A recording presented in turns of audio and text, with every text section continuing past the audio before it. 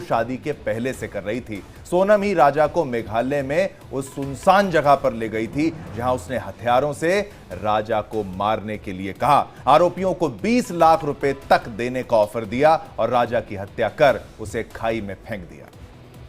वही सारे सबूत, सीक्वेंस और गवाह सोनम रघुवंशी के खिलाफ हैं। सोनम की प्लानिंग तब फेल हो गई जब वो सीसीटीवी में आरोपियों से बात करती दिखी।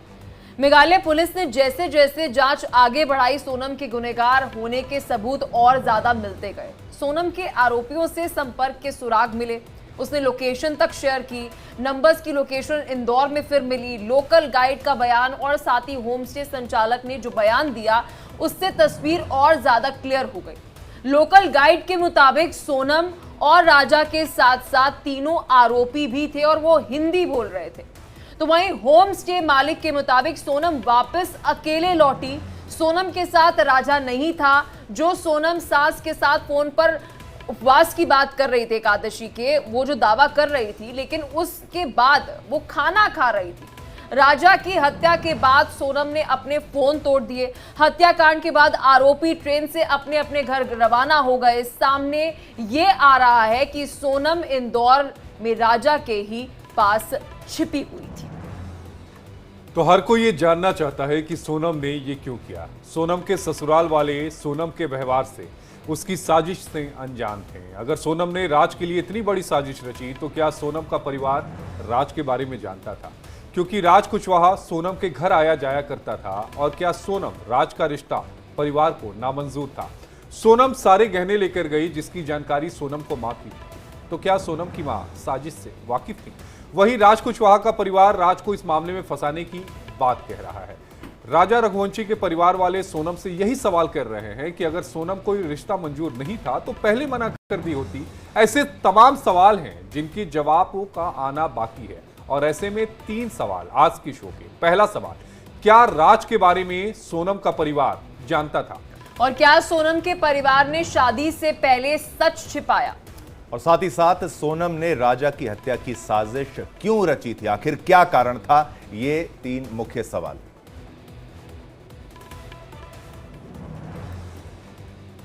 राजा रघुवंशी के परिवार वालों का क्या कुछ कहना है वो आपको सुनवा देते हैं। सोनम से तो मेरे को सवाल करना, बात नहीं करना है, क्योंकि मेरे को तो उससे एक एक सवाल करना कि सोनम में राजा को तुम लेके गई थी साथ में, तुम्हारे कहने पर राजा गया था, तुमने तो तुम्हारे उधर से बिगर कई टिकट करी, तो तुमने इस माँ से नहीं पूछा तो उस माँ से तो पूछा होगा कि मम्मी मैं वहां जाना चाहती हूँ, क्यों जाना चाहती हूँ? उनकी मम्मी को तो पता होगा ना। कोई शादी करने की इच्छा नहीं थी तो घर वालों को बताया ना सर, ये लड़का पसंद नहीं है, तो मना करते थे। लेकिन राजी मजी से वहाँ सामने पूछा, लड़की बोला मुझे लड़का पसंद है, लड़के के पूछा लड़की ये आगे बात बढ़ी है। ऐसा लगा पता नहीं पता जिला कुंती की शादी कर ली। इसमें अभी जो हमको लग रहा है इसमें कुल मिला के जो है सोनम मास्टरमाइंड इसके अंदर है। क्योंकि सोनम ने शादी के पहले जिसकी शादी हुई थी ना, तो पहले शॉपिंग कर रही थी, उसमें कभी 8-10 लाख रुपए उसमें केस निकाले गए।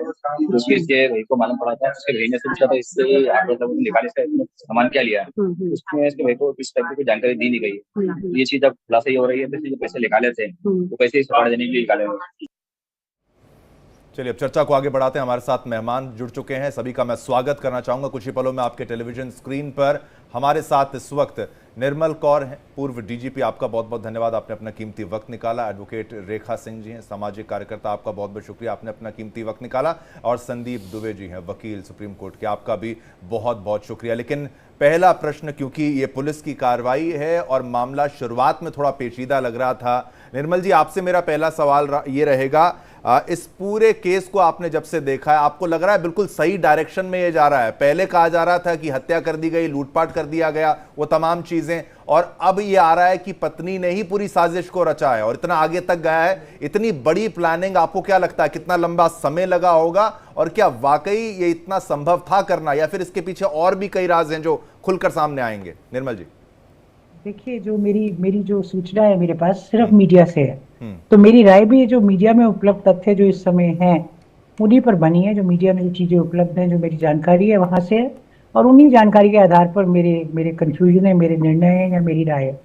तो ये तो शुरू से ही, जिस दिन राजा की लाश मिल गई और सोनम ट्रेस नहीं हो रही थी सब कुछ करने के बाद भी, ज़्यादा से ज़्यादा वो आसपास होती तो 24 घंटे में 48 घंटे में ट्रेस हो जाती, उससे ज़्यादा का समय नहीं लगता। उसी दिन से एक बहुत ही डिस्टिंक्ट पॉसिबिलिटी आ गई थी, एक बहुत संपूर्ण सी संभावना आ गई थी कि ये कुछ त्रिकोणात्मक मामला है, कुछ ट्रायंगल है, लव ट्रायंगल कहिए या किस तरह से भी कहिए। जैसे कहते हैं ना, जर जोरू जमीन, मर्डर के 3 मोटिव होते हैं, या तो दुश्मनी से होता है, या तो किसी औरत का चक्कर होता है, या तो कोई प्रॉपर्टी या संपत्ति का चक्कर होता है।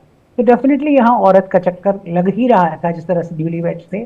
और अगर 24-48 घंटे में सोनम की भी लाश मिल जाती तो समझ में आता था कि ये कोई क्राइम है। तो सोनम ने बहुत ही कोल्ड ब्लडेड, बहुत ही पूर्व, कहते हैं प्री मेडिटेटेड क्राइम अच्छे से करके किया। और सोनम जिस तरह की सशक्ति, मतलब एकदम सशक्त महिला है, आप देख रहे हैं हर चीज़ में उसकी राय है, ओपिनियन है। हनीमून के लिए कहाँ जाना है वही डिसाइड करेगी, कहाँ टिकट कौन खरीदेगा वही खरीदेगी। उसने एक तरफा टिकट खरीदा। कौन एक तरफा टिकट खरीदता है? जब भी कहीं जाता है अगर घर से, तो आदमी रिटर्न जर्नी बुक करता है ना, कि हम जा रहे हैं, चाहे 5 दिन के लिए जा रहे हैं या 10 के लिए या 12 के लिए, रिटर्न जर्नी जरूर बुक होती है। उसने रिटर्न जर्नी बुक ही नहीं की, पहली बात।